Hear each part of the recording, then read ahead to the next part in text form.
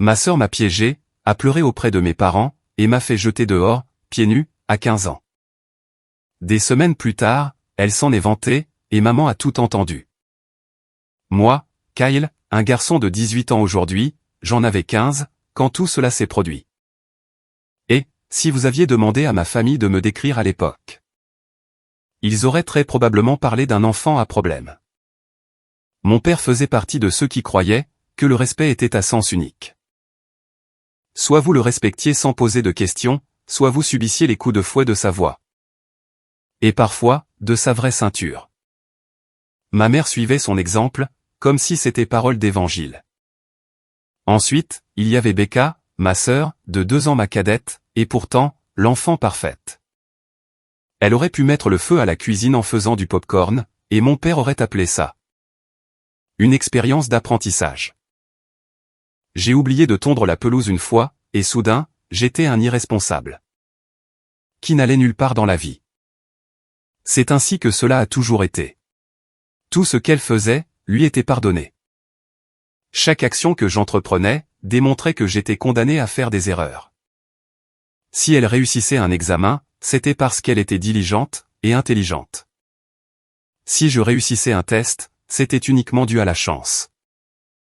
Elle était l'enfant prodige, et moi, j'étais celui qui tirait la famille vers le bas. J'avais toujours pensé que c'était injuste, mais je n'aurais jamais imaginé qu'elle irait jusqu'à ce point, cette nuit-là. Cela a commencé normalement. J'étais dans ma chambre, avec mon vieil ordinateur portable, à bricoler des téléchargements de musique, et à faire mes devoirs à moitié. Il était tard, probablement plus de 23 heures. Ma porte s'est ouverte avec une telle force, qu'elle a heurté le mur. Et mes 2 parents ont fait irruption, comme si j'avais déclenché une alarme. Le visage de ma mère était rouge, et les veines de mon père étaient visibles sur son front. Derrière eux, Becca faisait semblant de pleurer, et ce, avec tellement de conviction qu'elle aurait mérité une médaille. Il l'a volée. Je l'ai vu le prendre dans le portefeuille de papa, a-t-elle gémi, en me pointant directement du doigt. Quoi? Je me suis redressé, complètement perplexe. Papa traversait déjà la pièce à grands pas, regardant autour de lui, comme s'il était dans une émission d'enquête policière. Puis, il a attrapé mon oreiller, l'a soulevé, et c'était là. Des billets froissés, d'une valeur de 3 cents à 4 cents dollars environ, étaient dissimulés en dessous. Je jure que mon estomac est descendu dans mes talons. Je vous l'avais dit, s'est exclamé Becca, des larmes de crocodile coulant sur ses joues. Mon cerveau n'arrivait même pas à traiter l'information. Je n'avais pas touché à son portefeuille. Je ne m'en étais même pas approché. Mais, avant que je ne puisse dire quoi que ce soit, papa était face à moi, pointant son doigt sur ma poitrine. Tu as fait honte à cette famille. Pour la toute dernière fois. Tu crois qu'on n'a pas remarqué les choses qui ont disparu avant? Tu nous prends pour des idiots? J'ai bondi brusquement, en secouant la tête. Ce n'est pas à moi. C'est elle qui l'a mis là. Elle ment. Pourquoi prendrais-je de l'argent, alors que j'économise chaque centime que je peux? En faisant du babysitting, et en tondant des pelouses? Demandez à Madame Nova, la voisine. Ça suffit, a-t-il aboyé si fort, que mon verre en a tremblé. Un menteur, et un voleur. Tu as fait de cette maison une vraie blague. Je me suis tourné vers ma mère pour chercher du soutien. Mais elle n'a même pas daigné me regarder dans les yeux. Elle a simplement répété ce que papa avait dit. Il n'y avait aucune question à poser, comme si c'était la loi. Pendant ce temps, Becca se tenait derrière eux, la tête baissée, comme une sainte. Mais j'ai remarqué ce rictus, cette petite lueur de joie sur ses lèvres. Lorsque papa a commencé à saccager ma chambre, jetant mes affaires dans un sac poubelle. Comme si j'étais un animal errant dont il se débarrassait. Papa, s'il te plaît. Ce n'est pas vrai, me suis-je exclamé, la voix brisée. Mais cela n'avait aucune importance. Il a attrapé mon sac à dos dans le coin, l'a vidé sur le lit. Et a commencé à le remplir avec des vêtements au hasard. Maman a commencé à dire quelque chose. Mais un simple froncement de sourcils de papa l'a réduite au silence. Becca a poussé un gros reniflement. Je suis terrifié à l'idée de partager une maison avec lui. Parce qu'il se met tellement en colère. Et s'il me faisait du mal? Cette phrase m'a blessé, plus que tout le reste.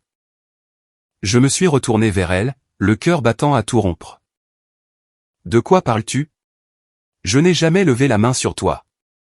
Mais le mal était déjà fait. Papa a serré les mâchoires. C'est fini. Dehors. Tout de suite.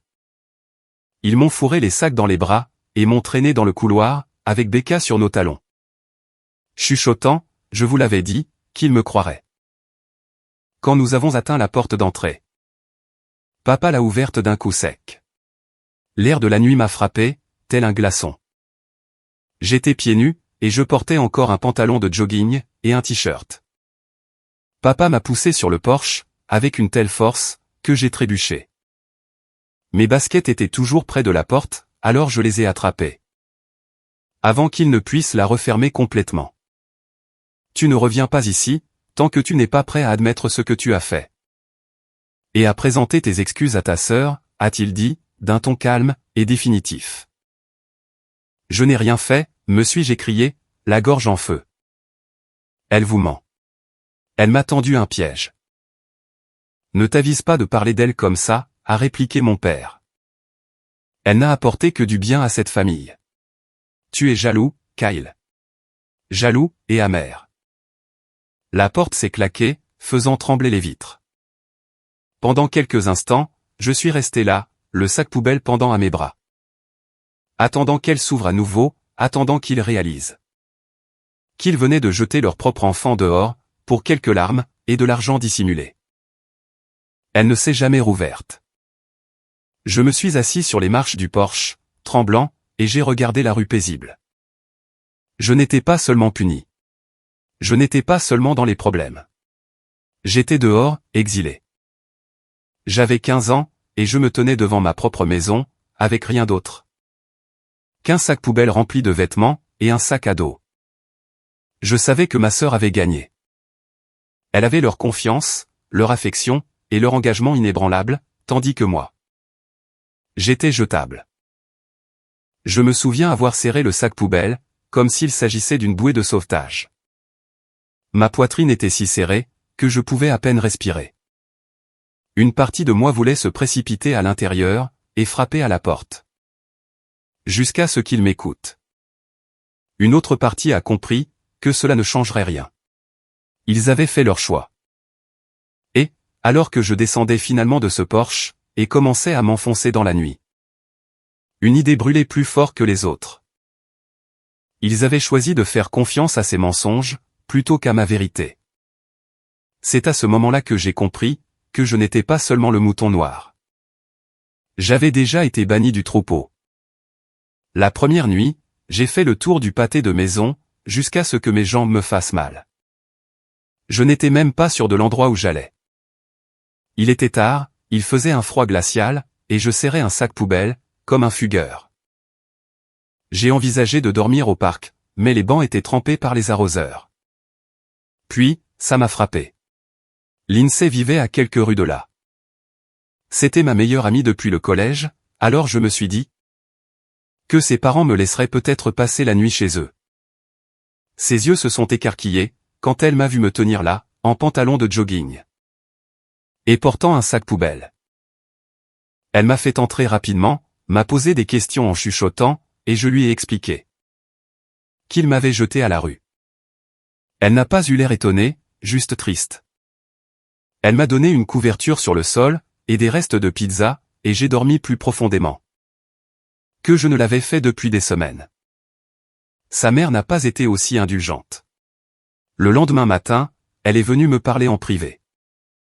Elle n'a pas été méchante, juste très directe avec moi. Kyle, tu peux rester quelques nuits. Mais je n'ai pas les moyens de nourrir une bouche de plus. Tu vas devoir trouver une solution. J'ai hoché la tête, en faisant semblant que tout allait bien, mais mon estomac s'est noué.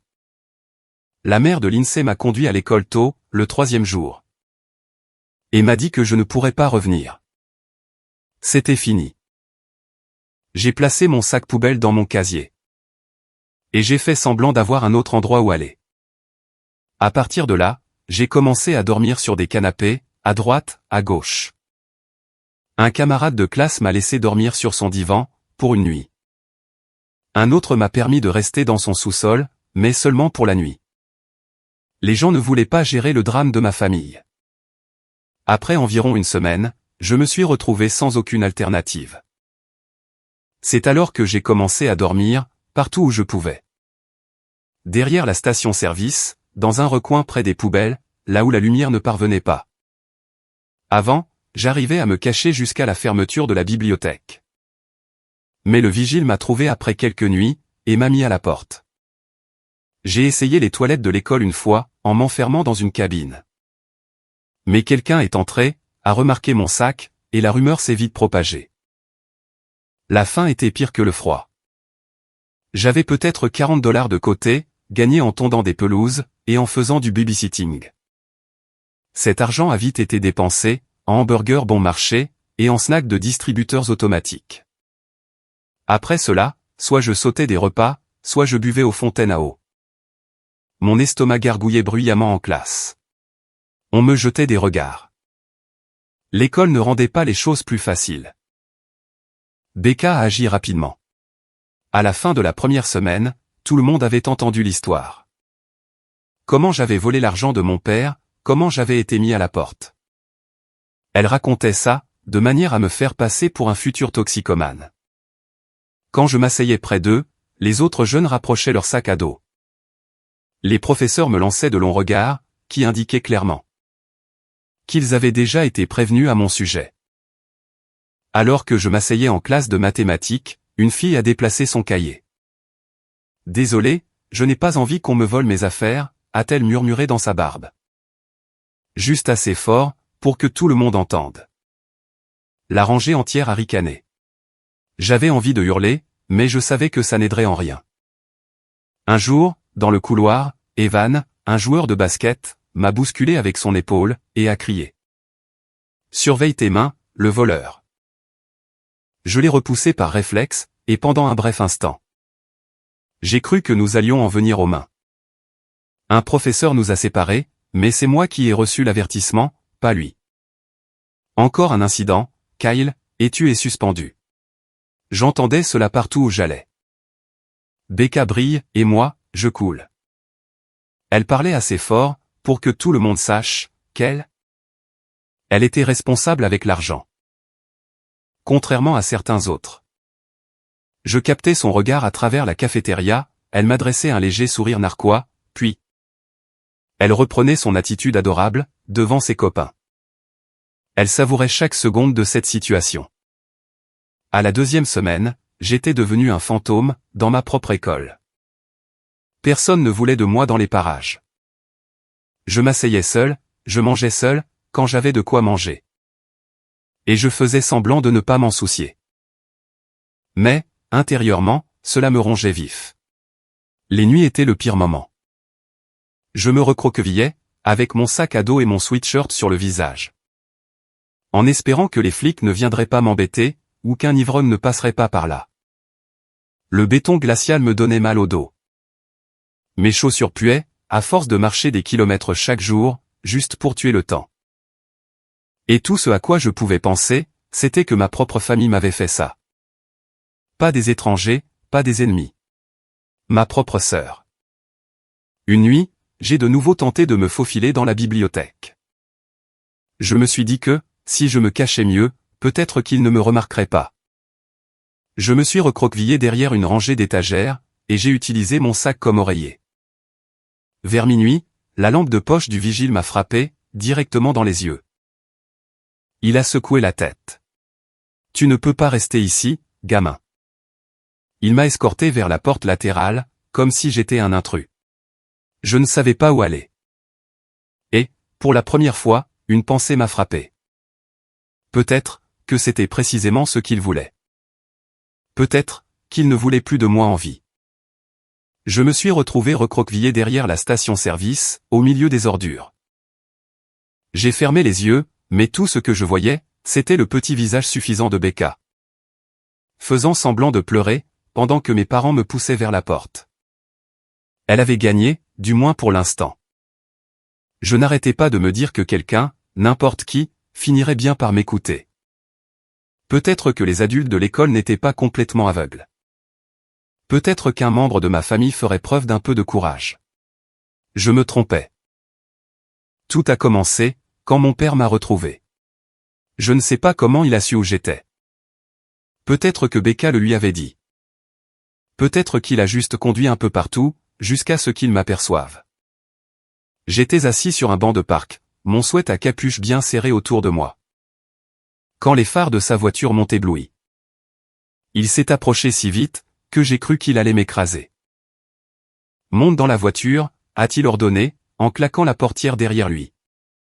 Je suis resté fermement cloué sur le banc. J'ai senti mon estomac se nouer, rien qu'en entendant sa voix. Tout de suite, a-t-il exigé. J'ai secoué la tête. Non, à moins que tu ne sois prêt à admettre que Becca a menti. Son visage s'est contorsionné, comme si je lui avais craché à la figure. Ne t'avise pas de parler de ta sœur comme ça. Elle a assez souffert, à cause de toi. Souffert à cause de moi, ai-je répondu. C'est elle qui a caché l'argent. Elle m'a piégé, et vous l'avez cru sur parole. Sa mâchoire s'est contractée. Il a fait un pas de plus, pointant son doigt vers moi, comme s'il s'agissait d'une arme. Tu vas rentrer à la maison. Tu vas admettre ce que tu as fait, et tu vas t'excuser, ou bien j'appelle la police. Et je leur dis que tu as volé dans des magasins, et que tu mendis dans la rue. Tu me comprends? J'ai serré la lanière de mon sac à dos. Je ne rentre pas à la maison. Pour être à nouveau traité comme une moins que rien. Tu peux appeler qui tu veux. Mais je ne vais pas avouer une chose que je n'ai pas faite. Pendant un bref instant, j'ai cru qu'il allait me frapper, ses poings étaient serrés. Et son visage bouillonnait de rage. Mais, il a fait demi-tour, est retourné à sa voiture, et a démarré en trombe, me laissant là. Tremblant. C'est à ce moment-là que j'ai réalisé la vérité. Il ne voulait pas savoir ce qui s'était passé. Il voulait seulement garder le contrôle. Le lendemain à l'école, je suis allé voir la conseillère d'orientation. Je me suis dit, peut-être qu'ils me croiront, si je leur déballe tout. Je me suis assis dans ce bureau, le cœur battant à la chamade. Je lui ai tout raconté. Comment Becca avait caché l'argent, comment elle s'en était vantée. Et comment mes parents m'avaient mis à la porte. Elle a écouté, hochant la tête, avec cette expression vide et professionnelle. Typique des conseillers. Quand j'ai eu fini, elle a soupiré. Kyle, je comprends que tu sois soumis à beaucoup de stress, mais accuser ta sœur sans preuve ne t'aidera pas. Tes parents nous ont déjà parlé. Ils s'inquiètent de ton comportement. Ils ont affirmé que tu étais instable. Instable? Ce mot m'a profondément affecté, comme si j'étais une bombe à retardement. Plutôt qu'un adolescent obligé de camper devant des stations-service. Je dis la vérité, ai-je expliqué, la voix tremblante. Elle a simplement secoué la tête. Concentre-toi sur ton travail scolaire. La meilleure façon de prouver à ta famille que tu es digne de confiance. C'est à travers tes actes. Donc, en gros, serre les dents et encaisse. C'était le message qu'elle voulait faire passer. J'ai tenté une dernière approche. J'ai contacté ma tante, depuis une cabine téléphonique, à l'extérieur du supermarché. Elle a décroché joyeusement, jusqu'à ce qu'elle entende ma voix. Son ton a changé, dès que je lui ai raconté ce qui s'était passé. Kyle, ce n'est pas une affaire dans laquelle je peux m'impliquer. Tes parents font ce qu'ils pensent être le mieux. Peut-être que si tu disais simplement « désolé ». J'ai raccroché, avant qu'elle ne puisse terminer sa phrase. Mon propre sang ne voulait pas se mêler de cette histoire sordide. Tout le monde préférait la version simple de l'histoire. Kyle est un bon à rien. Becca est parfaite. Affaire classée. Cette nuit-là, je me suis assis devant la station-service, le dos contre le mur. Sirotant l'eau que j'avais tirée du lavabo des toilettes, en espérant ressentir quelque chose. Au fond de mes tripes. Une enseigne au néon bourdonnait au-dessus de ma tête. Les voitures entraient et sortaient, et j'étais assis là, invisible aux yeux de tous. C'est alors que j'ai entendu la voix, que je détestais le plus au monde. Waouh, je ne pensais pas que tu tiendrais aussi longtemps, ici dehors. J'ai levé les yeux, et elle était là. Becca tenait un Pepsi, d'un air complètement détendu, comme si elle passait simplement par là. Pour me dire bonjour. Je lui ai lancé un regard noir. Pourquoi es-tu là, ai-je demandé. Elle a souri de toutes ses dents.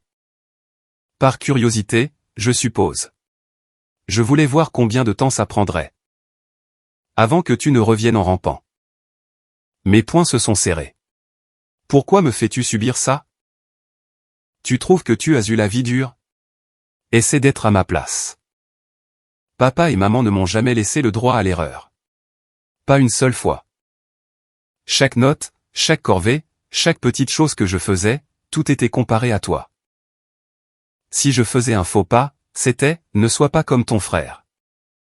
C'est tout ce que j'entendais, en permanence. J'ai froncé les sourcils, mais elle a continué, la voix basse et posée. Maintenant, pour une fois. Je n'ai plus besoin d'être parfaite. Je n'ai plus rien à prouver. Tout ce que j'ai à faire, c'est de ne pas tout gâcher, comme toi. Et honnêtement, c'est très facile. Je ne renoncerai pas à ça.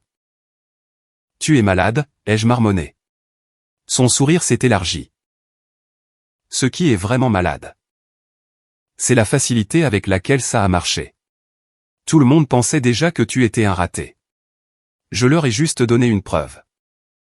J'avais envie de crier, de la bousculer, ou de faire n'importe quoi d'autre. Mais elle s'est penchée vers moi, baissant la voix. Et si tu continues à insister, si tu continues à raconter n'importe quoi sur moi, j'inventerai quelque chose d'encore pire, et alors, tu ne seras pas seulement un sans-abri. Tu seras enfermé. Elle l'a dit avec calme et assurance, ce qui m'a donné la chair de poule. Elle ne mentait pas. Elle planifiait déjà son prochain coup. Elle s'est éloignée tranquillement, comme si elle ne venait pas de menacer de détruire le peu qu'il me restait.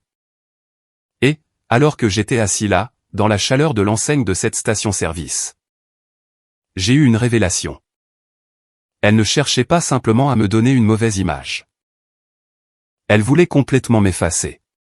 Cette pensée a hanté mon esprit, pendant des jours. Chaque fois que j'essayais de dormir derrière la station-service, ou que je flânais pour tuer le temps pendant la journée, ça tournait en boucle dans ma tête. Comme un écho. Becca n'était pas seulement ravie de mon départ. Elle voulait m'éliminer, comme si je n'avais jamais existé. À la 3e semaine, j'étais tombé plus bas, que je ne l'aurais jamais cru possible. Mon argent avait disparu. Mon téléphone était éteint. Et je n'avais pas pris un vrai repas, depuis 2 jours. Je trimballais ce sac poubelle partout avec moi. À l'école, aux arrêts de bus, et dans les parkings. Il n'était même plus fermé. C'était comme une pancarte accrochée à mon cou. Un clochard minable. Une nuit, j'ai de nouveau essayé de me cacher, dans la bibliothèque de l'école. Je me suis dit que, si je me cachais plus profondément derrière les étagères, je pourrais peut-être éviter d'être repéré. Vers minuit, le faisceau d'une lampe de poche m'a frappé, en plein visage. Le vigile m'a attrapé par le bras, et m'a fait sortir de force. Je te l'ai déjà dit, tu ne peux pas dormir ici, petit. Essaie de faire ça encore une fois. Et je te signale à la direction. Ensuite, tu seras suspendu, a-t-il déclaré. Avec un sourire en coin. Il s'est mis à pleuvoir peu de temps après. J'ai marché des kilomètres, la pluie transperçant mon sweat à capuche. Mes chaussures faisant un bruit d'éponge à chaque pas. Mon sac poubelle était devenu si mouillé, que le plastique s'est déchiré. Et la moitié de mes vêtements s'est répandue sur le trottoir. Je les ai ramassés tant bien que mal, en serrant le sac très fort. Même si tout sentait le moisi, j'ai fini par me réfugier sous l'auvent d'une laverie fermée. Mon estomac se tordait de faim. Ce genre de faim, qui vous donne des vertiges. C'était mon point de rupture. Je me suis assis là, tremblant, en pensant, c'est peut-être la fin. Peut-être que je vais juste disparaître ici, dehors, et personne ne s'en rendra compte. C'est alors que Lindsay est arrivée. Elle a accouru avec un parapluie, les cheveux collés sur le front, à bout de souffle. Comme si elle avait couru partout pour me chercher. Kyle, pourquoi n'as-tu pas répondu à ton téléphone? Je t'ai cherché partout. Mon téléphone n'a plus de batterie, ai-je murmuré. La vérité, c'est que je n'avais pas eu de chargeur depuis des semaines. Elle s'est accroupie près de moi, ignorant les flaques d'eau qui trempaient son jean. Tu as l'air dans un état pitoyable. Merci, ai-je répondu, en essayant de rire, mais ma voix s'est brisée. Elle a glissé une enveloppe froissée entre mes mains. Tiens, prends ça. J'ai froncé les sourcils. Qu'est-ce que c'est? Ouvre-la, tout simplement.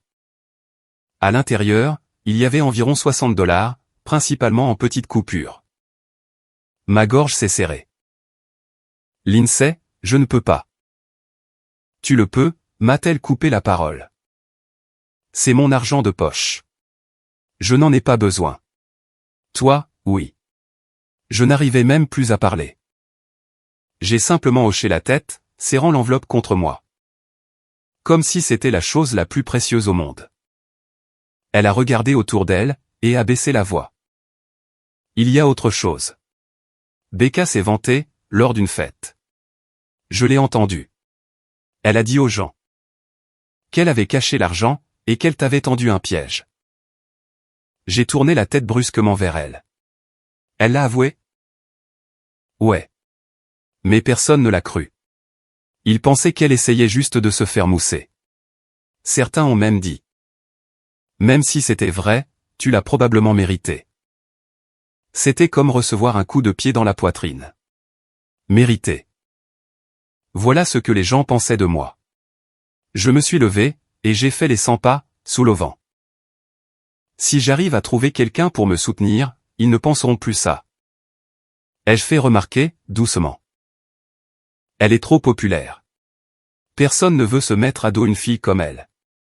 Ils pensent tous que tu es déjà une cause perdue. Le silence entre nous en disait long.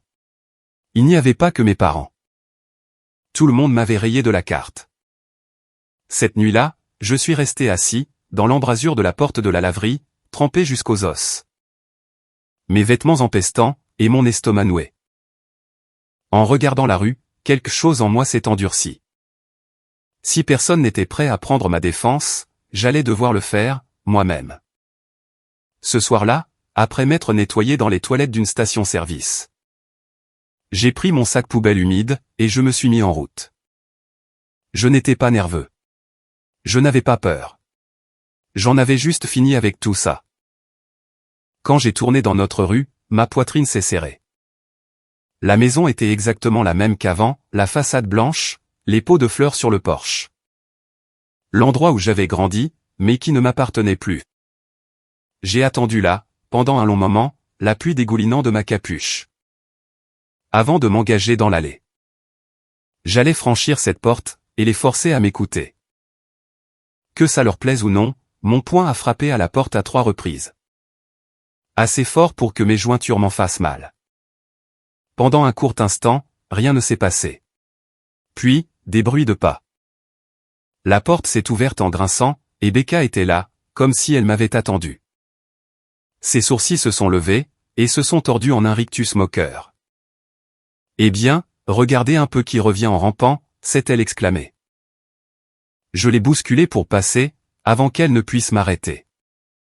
Mes chaussures mouillées grinçaient sur le parquet. Je ne suis pas là pour rester. Je suis venu pour parler. La voix de ma mère a résonné, à travers la pièce principale. Kyle? Une seconde plus tard, elle est apparue, s'essuyant les mains avec un torchon. Papa a suivi, les bras croisés, et le visage déjà rouge de colère. Dehors. Tout de suite. Non, ai-je répondu, la poitrine haletante. Cette fois, vous allez m'écouter. Vous avez cru à ces mensonges bien assez longtemps.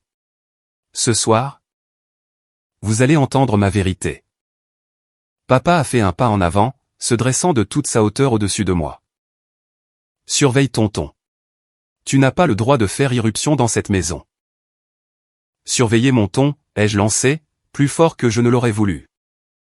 Vous m'avez jeté dehors, avec un simple sac poubelle, tout ça parce que Becca a pleuré. En agitant quelques billets. Vous n'avez même pas demandé ma version des faits. Pas une seule fois. Parce que nous te connaissons, a répliqué papa, sèchement. Tu as toujours été irréfléchi, Kyle. Toujours jaloux. Le visage de papa s'est raidi, mais j'ai continué, un feu grandissant dans ma poitrine. Jaloux? Parlons-en. Vous vous souvenez, quand elle a copié mon projet de science? Le professeur a appelé à la maison, et vous m'avez puni, pour l'avoir incité à tricher. Elle a pleuré, et vous l'avez cru. C'est toujours la même histoire. Elle, c'est l'ange. Moi, je suis le bon à rien. Peu importe ce qui s'est réellement passé. Papa a serré la mâchoire. Pendant une fraction de seconde, j'ai vu une lueur passer dans ses yeux. Il savait que j'avais raison. Il le savait très bien. Mais, au lieu de l'admettre, il a redoublé d'agressivité. Il a fait un pas de plus vers moi, l'odeur de son après-rasage, mêlée à sa colère. Parvenant jusqu'à moi. Ne reste pas planté là. À faire honte à ta famille. Tu n'as fait que tirer cette maison vers le bas. Depuis le début de ton adolescence. Tu veux que j'avoue que nous l'avons favorisée. Très bien. C'est vrai. Mais elle l'a amplement mérité. Elle maintient ses notes à un excellent niveau. Elle aide ta mère, et elle ne s'attire pas d'ennui. Toi. Tu n'es même pas capable de garder un toit au-dessus de ta tête. Ces mots m'ont frappé, plus durement qu'un poing. Mes mains se sont crispées, mais je me suis forcé à rester debout, la tête haute. Je n'arrive pas à garder un toit au-dessus de ma tête. Parce que vous m'avez jeté à la rue. Parce qu'elle m'a piégé, et que vous l'avez cru. Sans même réfléchir une seule seconde. Derrière lui, Becca était appuyée contre le mur, sirotant un verre d'eau. Comme si elle regardait la télévision, un rictus moqueur sur le visage. Je me suis tourné vers elle. Vas-y. Jure, ici et maintenant, que tu n'as pas caché cet argent. Regarde-moi dans les yeux, et jure-le. Elle a penché la tête, les lèvres tremblantes, comme si elle était sur le point d'éclater de rire. Bien sûr, je le jure, a-t-elle répondu, la voix dégoulinante de sarcasme. Je l'ai pointé du doigt, la voix brisée. Vous entendez ça? Vous ne pouvez même pas la prendre au sérieux. Elle vous ment en plein visage. Et vous tombez encore dans le panneau. Le visage de papa est devenu écarlate, et ses poings se sont à nouveau serrés. Puis, surgi de nulle part, il a attrapé un verre sur la table, et me l'a jeté à la figure. Il a mal visé, mais le verre s'est fracassé contre le mur, juste à côté de ma tête. Des éclats sont tombés en pluie, me coupant le bras et la joue. Le sang a commencé à couler, mais il s'est contenté de me montrer la porte du doigt, la voix basse. Et tremblante de fureur. Sors d'ici, avant que j'appelle les flics. Pour leur dire que tu es entré par effraction. Tu veux continuer à faire des scènes? Très bien. Tu pourras le faire depuis une cellule de prison. Je me suis stabilisé, le souffle court, le cœur battant à tout rompre, la gorge en feu. Mais j'ai refusé de pleurer. Vous avez fait votre choix, ai-je fait remarquer, doucement. Vous l'avez choisi, elle. Vous la choisissez toujours, elle. Un jour, vous allez la voir, telle qu'elle est vraiment. Et quand ça arrivera, ne venez pas me chercher. La pièce est tombée dans un silence glacial, à l'exception du léger rire de Becca. Waouh, a-t-elle lâché dans un murmure, en secouant la tête. Quel drame, pour pas grand-chose. J'ai récupéré mon sac sur le sol, et je me suis dirigé vers la porte. Chaque pas me semblait lourd, comme si je traînais des chaînes attachées à mes pieds. Mais je ne me suis pas arrêté. Sur le seuil, je me suis retourné une dernière fois, pour les dévisager un à un. Mes parents étaient pétrifiés. Becca arborait toujours son sourire suffisant. Vous pensez que je suis le problème? Très bien. Mais quand la vérité vous explosera au visage. Souvenez-vous de ce moment. Souvenez-vous, que je vous avais prévenu. Puis, j'ai ouvert violemment la porte, je me suis enfoncé dans l'obscurité. Et je l'ai claqué derrière moi. L'air frais a fouetté mon visage, se mêlant à la douleur cuisante. Des plaies superficielles qui striaient mon bras. J'ai marché à grands pas, la mâchoire crispée, comme si mettre suffisamment de distance entre moi et cette maison allait me permettre de respirer à nouveau. J'étais arrivé à la moitié du pâté de maison, quand j'ai entendu des bruits de pas. Rapides et irréguliers, comme si quelqu'un courait pour me rattraper. Attends un peu, frérot. Je me suis retourné brusquement, le cœur battant. Et elle était là, Becca, trottinant derrière moi, aussi calme que d'habitude, son visage illuminé par la sombre lueur du lampadaire. Elle souriait, comme si tout cela n'était qu'un jeu pour elle. Comme si papa n'avait pas essayé de me massacrer avec un verre, quelques secondes plus tôt. Alors que Becca s'était avancée depuis le porche. J'avais cru entendre la porte moustiquaire grincer derrière elle.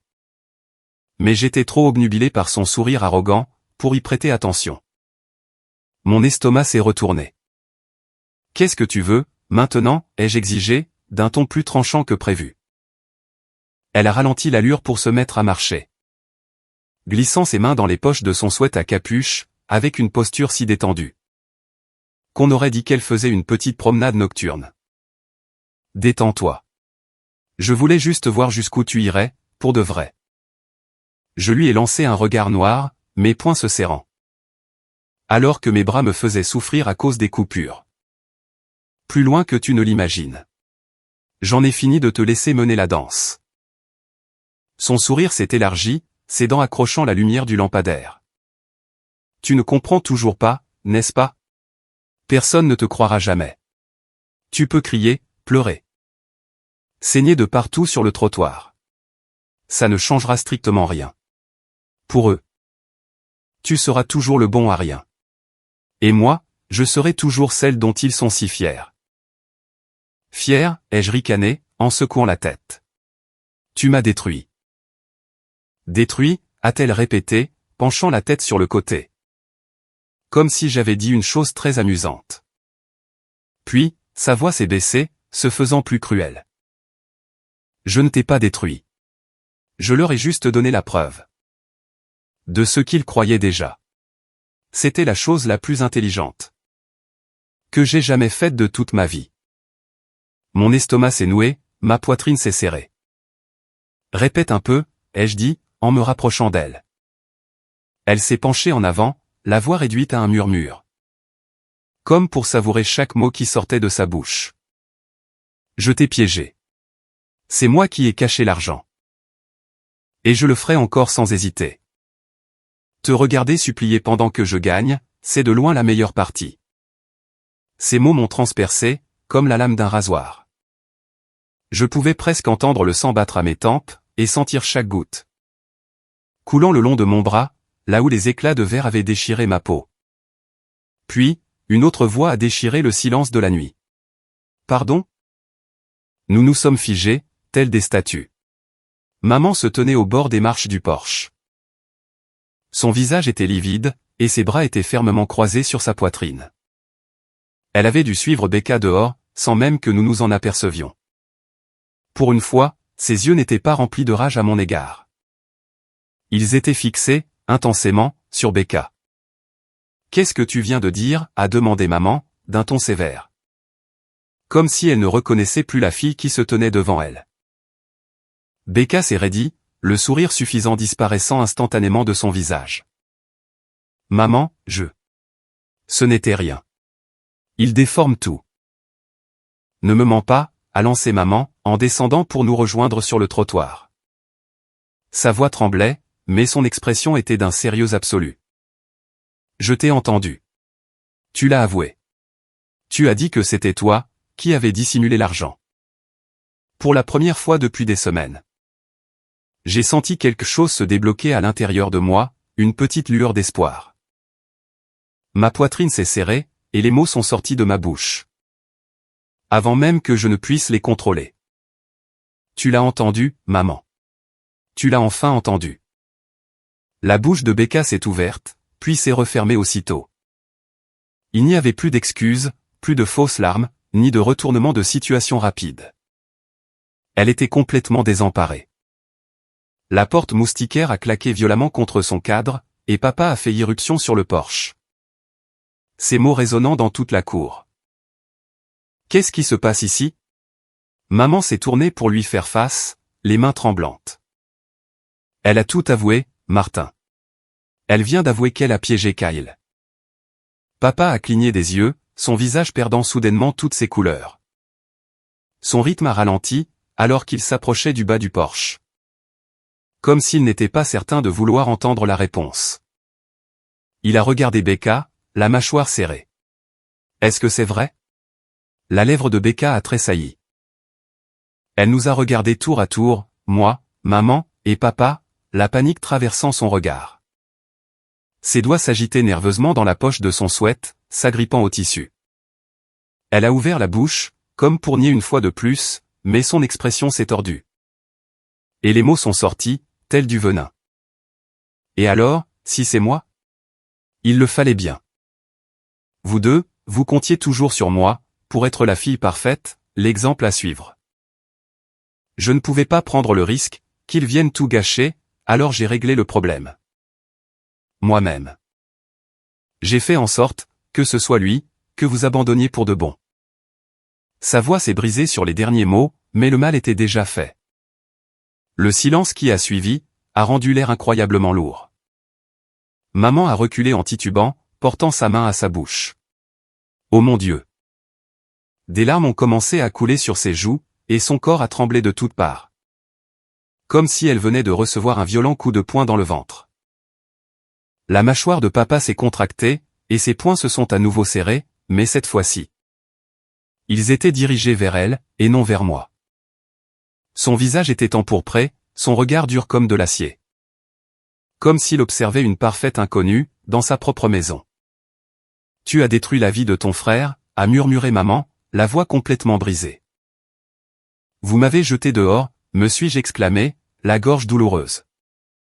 Vous l'avez cru, au lieu de me croire, moi.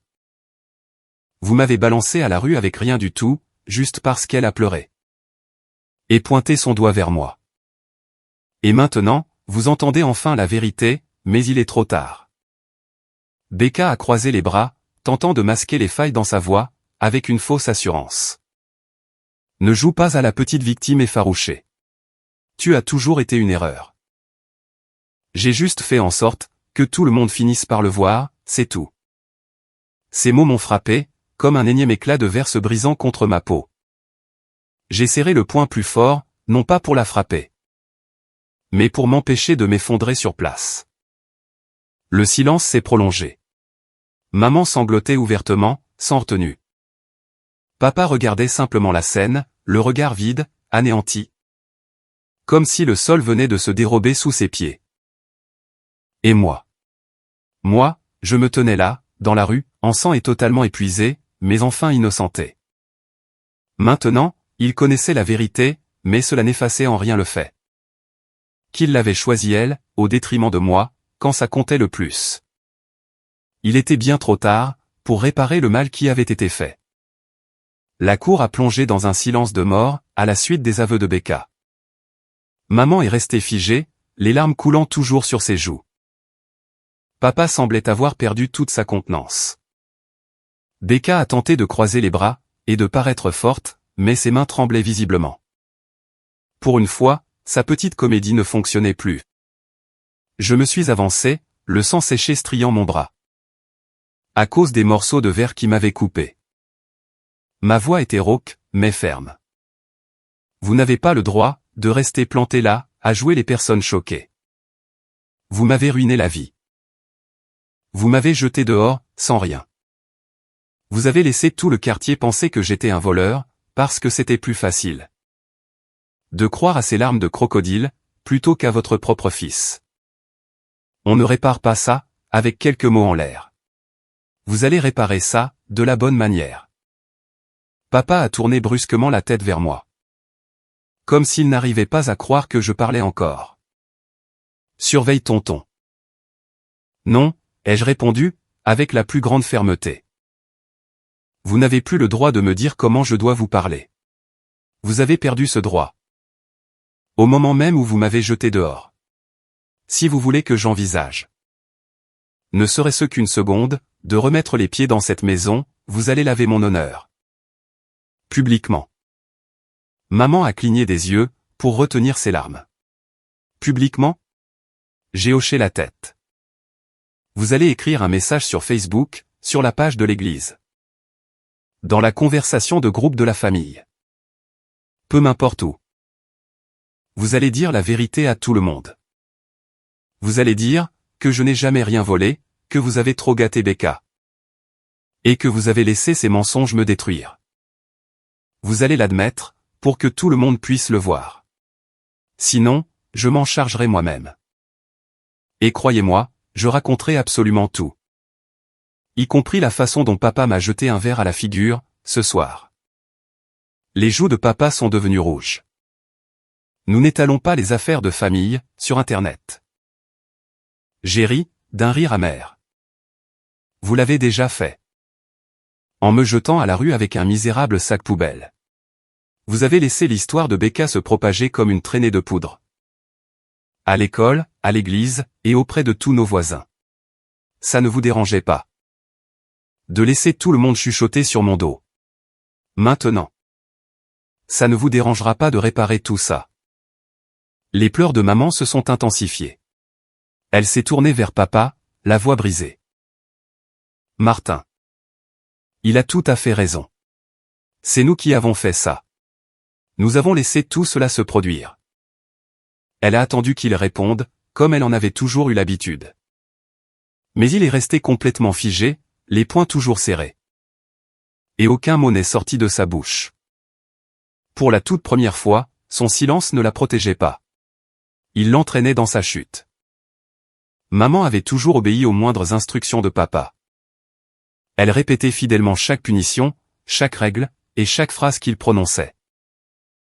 Mais ce soir, son silence n'était plus suffisant. Il était en train de perdre le contrôle, et elle l'avait parfaitement compris. Ses mains tremblaient, lorsqu'elle a sorti son téléphone. « Si tu refuses de le faire, Martin, » a-t-elle marmonné.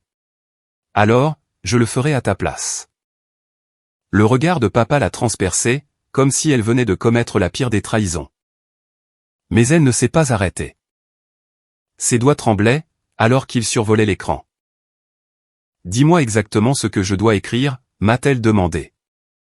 La tête de Becca s'est tournée brusquement vers elle. « Quoi ? Maman, tu ne peux pas. »« Tais-toi » a hurlé maman, d'une voix stridente. « C'est toi qui as fait ça.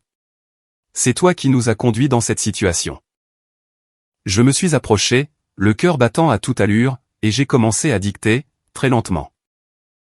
Nous devons présenter nos excuses publiquement. Notre fils, Kyle, a été injustement accusé de vol. La vérité est que notre fille, Becca, l'a piégé, et que nous l'avons cru. Nous l'avons gâté, nous l'avons protégé. Et nous avons laissé ces mensonges détruire la réputation de son frère. Nous avons échoué, en tant que parents. Et Kyle mérite d'être vu pour ce qu'il est vraiment. Et non comme le bouc émissaire que nous avons fait de lui. Maman a tapé chaque lettre, avec des mains tremblantes. Papa se tenait bien droit, le visage dur comme la pierre. Mais il n'a rien fait pour l'arrêter. Elle a cliqué sur « Republier ». Les mots étaient désormais lâchés, à la vue de tous. Le mal ne pouvait plus être défait. En l'espace de quelques minutes, son téléphone a commencé à vibrer. Sous l'avalanche de notifications. Les commentaires affluaient de la part des proches, des membres de l'église, et même de nos voisins. Nous ne savions pas. Je suis vraiment désolé pour toi, Kyle. Il faut du courage, pour admettre une chose pareille. Le visage de papa est devenu d'une pâleur cadavérique, à mesure que les messages s'accumulaient. Il avait pris conscience, que son contrôle de fer s'était définitivement envolé. Becca a craqué. « Tu viens juste de ruiner ma vie », s'est-elle exclamée. « Tout le monde va me détester, maintenant. » Papa s'est tourné vers elle, la voix basse et menaçante. « Non, Becca. Tu as ruiné ta propre vie, toute seule. Son visage s'est décomposé, pour la toute première fois. Il n'y avait plus de sourire en coin, plus de larmes simulées, seulement une panique à l'état pur. Je me tenais là, saignant et vidé de toute mon énergie, mais je me sentais plus léger que je ne l'avais été depuis des mois. Tu voulais me voir disparaître, Becca. Tu voulais que je sois effacé de l'histoire. Maintenant, c'est ton masque à toi, qui s'efface. Tout le monde sait enfin qui tu es. Elle m'a dévisagé, mais sa voix chevrotait. Tu crois qu'ils te pardonneront un jour? Tu resteras toujours celui qui a causé tout ce drame. Je me suis approché d'elle, mon regard planté dans le sien. Non. Je serai celui qui a survécu à tout ça. Toi, tu seras la menteuse qui s'est fait prendre à son propre jeu. Le silence était profond, seulement brisé par les larmes silencieuses de maman. Et les bips incessants de son téléphone. Papa paraissait avoir vieilli de 10 ans, en l'espace d'un instant. Et Becca, elle semblait enfin toute petite, et insignifiante. J'ai remis mon sac à dos sur mon épaule, et je me suis dirigé vers le porche. Je reprends mon lit. Vous ne me rendez pas un service. Vous me devez bien ça. Vous m'avez jeté à la rue. Maintenant, vous allez me nourrir, me donner un toit. Et vivre avec le poids de ce que vous avez fait. Personne n'a discuté. Maman et papa sont restés plantés là, le regard vide. Ils n'ont pas essayé de me barrer la route, cette fois-ci. Pas après les aveux. Pas après que le message soit devenu public, et certainement pas après que leur précieux contrôle se soit effondré en morceaux. Pour une fois, personne n'a osé s'opposer à moi. À l'intérieur, la maison me paraissait étrange, comme si j'entrais chez quelqu'un d'autre. Mais je n'étais pas un invité. Plus maintenant. J'avais fait éclater la vérité au grand jour. J'avais récupéré ce qu'ils m'avaient volé. Alors que je déposais mon sac poubelle près de l'escalier, j'ai remarqué qu'ils attendaient tous là. Les yeux de maman étaient hagards, l'expression de papa restait sévère. Et Becca bouillonnait de fureur. Vous vouliez tellement avoir la fille parfaite. Vous avez fait de moi le grand méchant de l'histoire. Ai-je murmuré, la voix basse, mais assurée. Ce soir, vous avez dit la vérité au monde entier. Ne croyez pas que cela répare quoi que ce soit. Mais au moins, maintenant. Tout le monde sait exactement quel genre de famille vous êtes, en réalité. Et c'est ainsi que j'ai monté les escaliers, chaque pas lourd, mais résolu. Pour la première fois depuis des semaines, j'allais dormir dans un vrai lit. Non pas parce qu'il me l'avait permis, mais bien parce que je l'avais exigé. Il m'avait jeté dehors une première fois. Cette fois-ci, c'est moi qui avais choisi de revenir.